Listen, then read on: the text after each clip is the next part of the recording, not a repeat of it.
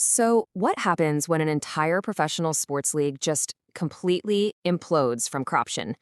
We're about to dig way beyond the headlines of the Turkish football scandal to really dissect a shocking case of a total systemic breakdown. 1,024. Just look at that number.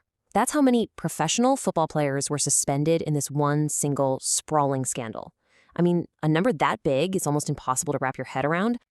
And that staggering scale, it leads us to the central question of this whole thing. How on earth did an entire football league just fall apart? Let's investigate. We're going to follow the clues and find out exactly what went down. So, our investigation really begins right at the crime scene.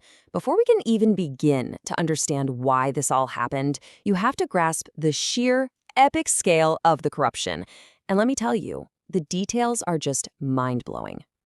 You know, the problem went right to the very heart of the game's integrity. Out of 571 professional referees in the entire system, a whopping 371 of them, that's 65%, were found to have illegal betting accounts. We're not talking about a few bad apples here. This was the majority. And if you think that's bad, the depth of the involvement was just as shocking as the breadth. 18,227. That is the number of bets placed by just a single referee. This wasn't some casual side hobby. This was obsessive. And this thing went all the way to the top. We're talking dozens of arrest warrants and suspensions, roping in star players from some of Turkey's biggest, most famous clubs, like Fenerbahce and Galatasaray. And it wasn't just one league, it was across the board. So you have to ask yourself, how do so many people get caught up in something like this? Well, that brings us to our very first clue. We have to look into the psychology of cheating. It's a really fascinating puzzle, right? How do hundreds of players and officials, people at the absolute peak of their profession, convince themselves that it's okay to break the rules on this kind of massive scale? Well, the answer lies in this really powerful psychological process. And that process is called moral disengagement. It's basically a fancy term for the way our brains can kind of switch off our moral compass. It lets us rationalize bad behavior until it starts to feel acceptable, or maybe even like the only choice we have. And here's the key. Through moral disengagement, these athletes and referees were able to completely reframe what they were doing. It wasn't cheating, not really. It was just a tactical choice in a very high-stakes game. And that little mental trick was the very first domino to fall. But, a psychological excuse isn't really enough on its own. It needs a real motive.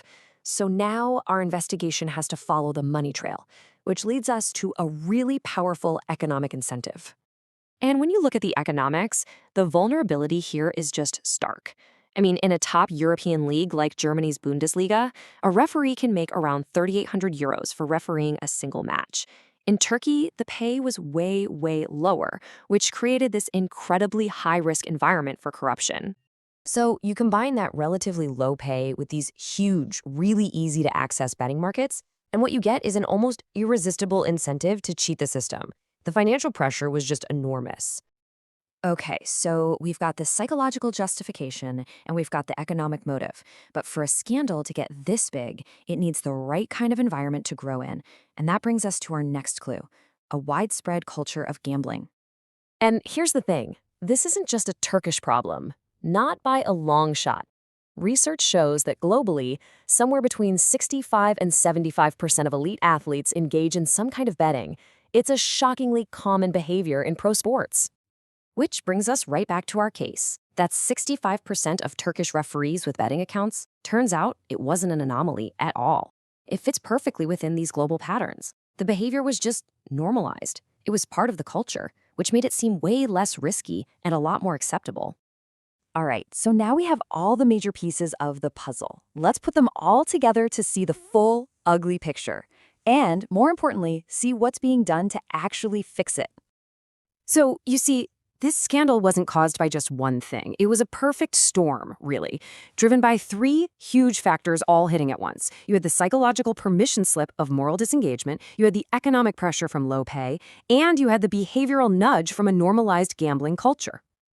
And all of this leads to a pretty inescapable verdict.